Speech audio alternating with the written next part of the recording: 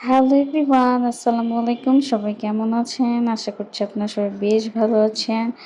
আজকে ২৯ তারিখ, একটা স্পেশাল ডে। গতকালকে এই স্পেশাল ডেটা চলে গিয়েছে।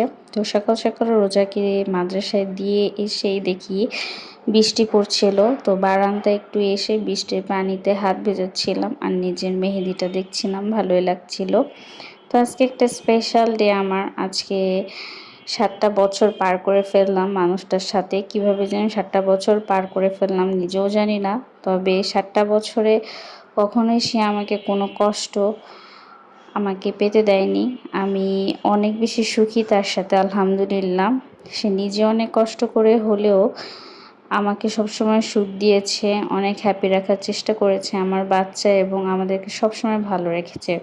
তাই স্পেশাল একটা দিনে যেহেতু আমরা ঘুরে এসেছি, তাই আজকে আর তেমন কোনো প্ল্যান নেই। সেই ব্লগটা অবশ্যই আমি চেষ্টা করব তাড়াতাড়ি দেওয়ার জন্য। তো ঝটপট করে রান্নাবান্না একটু বসিয়ে দিলাম, যেহেতু স্পেশাল একটা দিন। তো একটু ভালো কিছু রান্না করে হাজব্যান্ডকে খাওয়ানোটা বউয়ের দায়িত্ব, তাই না? তো আমার হাজব্যান্ডের সবচেয়ে বেশি পছন্দ হচ্ছে গরুর গোস্ত। সে গরুর গোস্ত খুব পছন্দ করে। তাই হাজব্যান্ডের জন্য আলু দিয়ে, বিশেষ করে তার আলু দিয়ে গরুর গোস্ত খুব বেশি পছন্দ। তাই আলু দিয়ে তার জন্য গরুর গোস্ত রান্না করেছি, আর এখানে খিচুড়ি রান্না করেছি, ভুনা খিচুড়ি। আমার হাতের এই খিচুড়িটা অনেক বেশি মজা হয়।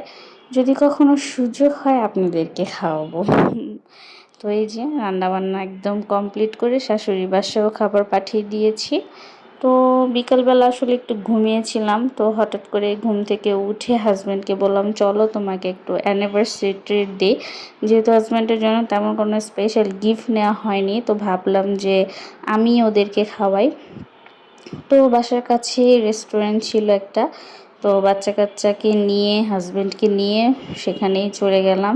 তো আমরা পিৎজা খেতে এসেছি। আমার মেয়েটা পিৎজা খুব পছন্দ করে, আর ওর বাবাকেও বলেছিলাম যে তুমি কি খাবে সেটাই খাওয়াবো আজকে।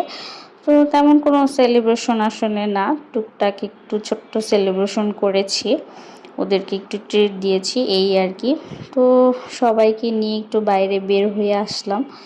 এই যে ছোট ছোট কিছু ক্লিপ নিয়েছি। তো আজকের ডেটা আসলে এভাবেই কাটালাম, যেহেতু আমরা আমাদের স্পেশাল ডেটা আগেই কাটিয়ে এসেছিলাম। ওই ব্লগটা অবশ্যই আপনাদের সাথে শেয়ার করব, খুবই ভালো একটা ব্লগ। তো এই জন্য আর আজকে তেমন কোনো স্পেশাল কোনো কিছুই হয়নি, জাস্ট ফ্যামিলিকে নিয়ে একটু বাইরে এসেছিলাম, খাওয়া দাওয়া করেছি। তো এই যে পিৎজাটাও চলে এসেছে, গরম গরম পিৎজা খাচ্ছি আর খুব মজা নিচ্ছিলাম। পিৎজাটা আসলেই খুব মজা ছিল।